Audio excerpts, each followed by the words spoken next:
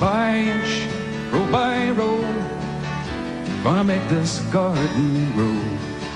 All it takes is a rake and a hoe and a piece of fertile ground. And inch by inch and row by row, someone blessed these seeds I sow, and someone warmed them from below till the rains come tumbling down. Hi YouTube, how are you guys today? Good, I hope. It hasn't been a really good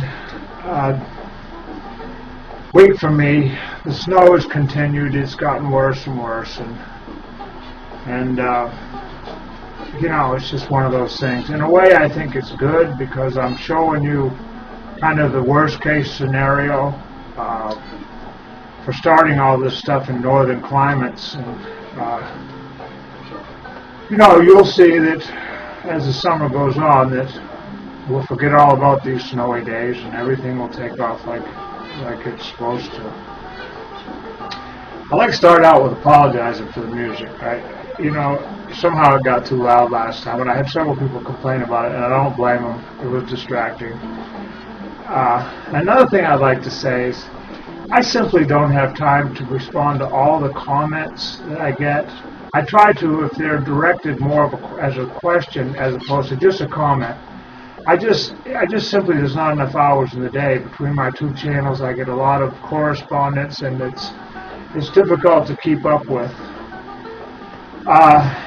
And I apologize. Anybody that's got questions or anything like, you know, specific questions about gardening or anything like that, do feel free to write me, and those I will always answer. I've been watching the weather. You know, there's two things in South Dakota that scare the shit out of me in terms of gardens, and one of them is obviously tornadoes, and they can sneak up on you. And the second is hail. We get a lot of hail, and all it takes is one good hailstorm at the right time of year, and you can be devastated in terms of you know, how much you're going to be able to put up for the winter. So it's always on my mind. I've seen hail here almost as big as softballs. And the day that happened, my friend and I just put new plastic on my greenhouse. I did that morning, and I had PBS on the radio, and they said something about baseball-sized hail. And I looked at my buddy and I said, you know, all the years I've been dealing with this, I don't recall any baseball-sized hail ever. Well, be careful what you say, because that afternoon, my girlfriend came into the shop and she says, if we're going to go over to the bar, we need to get going right now because it's getting really green in the west and we're going to get a storm here. And like fools, we both jumped in two different vehicles and took off uptown and parked outside along with about maybe 25 other cars right there alongside of the road. And it started hailing. And within 5 minutes, every windshield and just about every back window of every vehicle in town was gone. All roofs in this town had to be replaced over the period of the next 6 months. Of course, a lot of it was insurance money, and you know, they didn't absolutely have to be replaced, but they got damaged. A lot of siding got damaged. And that was all just from the hail, you know. That was not including the wind. So that, you know, I always got an eye on that stuff. And then with all this stuff that's been happening down in the southeast part of the country, you know, they had 241 tornadoes in 3 days. Good morning, YouTube. It's Tuesday morning. We got another probably 6 inches of snow last night. As you can see, it's melting, you know. It's the last snowstorm I reported on, that all melted away. Then it started snowing hard yesterday. It snowed pretty much till I was in bed. So I don't know how much time, but it sucks. Anyway, I just thought I'd give you a quick shot outdoors. Coming inside, everything is, you know, just holding its own. Probably don't see much different. It's just doing, you know, it's just holding its own. You can see everything is leaning towards the south, trying to get as, I've been flipping them around and stuff, but But, you know, as soon as the sun comes out, we should be golden. But this is just a quick look in here. Like I say, nothing much has changed. And I'm going to sit down and talk to you for a few minutes, which I'll probably do back over to the house. Okay, I'll talk to you in a bit. Okay, that kind of gives you some idea about what I woke up to this morning. It sucked. But everything's okay, you know, my plants are doing well, considering I think we've had like 3 days of sun in the last 35 days or something. It's been the most ridiculous spring that I remember in terms of growing stuff in the greenhouse. But they're holding their own. I'm proud of them, really, for that. And that video I'll stick in here too and show you what they look like. They look pretty much the same as last time you saw them, probably. I mean, they do to me because I see them every day, but maybe you'll see some different. But until the sun comes up, they're kind of in a holding pattern, and that's where they'll stay. Anyway, a couple of things I'd like to, if any of you have any knowledge about drying fruits and vegetables, I really want to learn how to do that this summer. For some reason, I have this obsession almost of late about getting rid of the freezers. You know, I depend altogether too much on freezers. When the snow blows in the fall, I generally have 2, if not 3 freezers packed full of food, and I want to get away from that. And I really want to learn how to dry vegetables, and I really want to make an open-air dryer, you know, outdoor open-air dryer.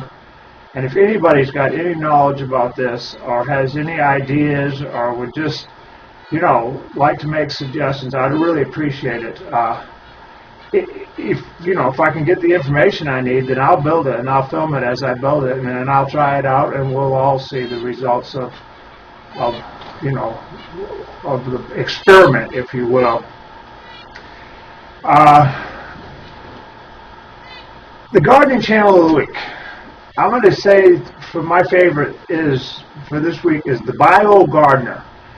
And his actual name on YouTube is the Web Cajun. His name is Donald. He's retired. He lives on a bayou down there in Louisiana, and he's just having a ball. He's got beautiful ground, beautiful gardens, and killer tractor. I mean, he just got it going on. He's very knowledgeable. You know, you learn anything from how to make homemade bug dope to how to cook a pork roast the Cajun way. You know, he's got a real diversified bunch of films, and just a nice guy and a great channel. So that's the Web Cajun's channel, and I'll include the link down below. So maybe y'all can give him a visit. It's well worth your time. You'll certainly learn something there. I got something I got to talk about, and you've all heard me refer to the fact that I don't like to kill things. As a matter of fact, I think I said I don't kill things. Well, I do, if the situation warrants it. If I'm hungry, I'm going to kill something to eat. And if I don't kill something soon, I'm going to be hungry, because the rabbits have virtually taken over this town. And as I sit out there in the evening and early in the morning, I can look out across and count 3 or 4 at any given time. So I'm going to have to shoot them. And I hate to. I'm going to try to get the town cop to do it. I'm going to try to have Denny come over and just hang out with me and have him shoot them so I don't have to. But, you almost got to be there. They can show up at any time. I got some underneath my woodshed, some little ones. And I hate to do it, but it's one of those things that's absolutely necessary. If I put out 40 broccoli plants, they can eat 40 broccoli plants in a night. So, I work too hard for this, so I'm not going to have that happen. So that's another note. And I'll probably film part of that deal too. As much as distasteful as it is to me, I still realize it's part of life. Another thing I'd like to touch on is, I'd like everybody to remember that we all have a love for gardens. We all like to get our hands dirty. We all love that fresh produce in the summertime, and to have a kitchen garden outside in your backyard is a wonderful thing for anybody on any scale. But I think it's very important that we all look at things realistically. It's one thing to grow a garden and to have tomatoes and cucumbers and so on in the summertime, you know, and everybody's happy. It's quite another thing to grow enough food to feed your family for a long winter months. You have to be diligent, you have to be extremely committed, and, you know, it helps to be hungry. And I think to keep that foremost in our minds, you know, it's the bugging out and preparing and prepping and all of that is wonderful on all levels. But in reality, you know, the future's not guaranteed, and we very well may be looking at a long period of time in which one would have to sustain themselves. And, you know, eventually these food supplies and food and water supplies are going to end. You know, at some point you're going to have to crawl out of the hole and face the music. And I think that it's the most important thing before you really spend a tremendous amount of energy preparing physically is to prepare your mind for what's coming and openly accept the changes that have already begun. I mean, I firmly believe there's going to be a whole, we're all, as the conscious one, are going to experience some very deep and profound changes over the next couple of years, I believe. And I think it's going to be good. I think there's going to be a lot of turmoil, and it's going to be a while to get there. So I just, you know, I think it's important for everybody to remember that you may be thinking longer than 6 months. I mean, all kinds of figures come up. You have to have food for 90 days. You have to have food for 6 months. You have to have food for a year. All of those are all good. But who really knows? You know, the bottom line is it could go on a lot longer. If something like, if Yellowstone goes, you know, there's going to be no crop growing in South Dakota, I can tell you that, for a long time. Or is there anywhere in North America? You know, the vast amounts of North America will be in the dark for days and days and days, and the amount of ash that's going to be spewed, it will be devastating to everybody and to all farmers throughout the Midwest. So, you know, not to be fear-mongering or to look at the worst-case scenario, but I think it's important to look at things in a realistic manner and get your shit together. You know, get your house in order. Get your, you know, as they say in the 5-step program, do your amends. Don't leave anything undealt with, because you just don't know what may come. So I wanted to add that in. I've decided not to plant my potatoes. In South Dakota, Good Friday is the day you plant your potatoes. I've been stung several times by doing that. You know, the tops will be up and growing good, and they'll get hit with frost, and they'll die off, and then of course they come back. Yes, they do come back. I don't think that they ever come back as good as they would if they hadn't been froze. I think it stunts the plant, without question, slows things down.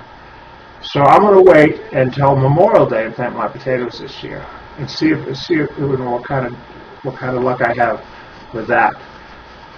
I planted some peas the other day before the snow started, and I was going to plant spinach as well, but I got snowed out. You know, that next morning when I planned on planting the spinach was the first snow. I can't do anything now until it dries out. There's still snow on the ground over there now, and it's warm enough where it should be all gone by this weekend, but now I got to wait for everything to dry out again. I have baby finches.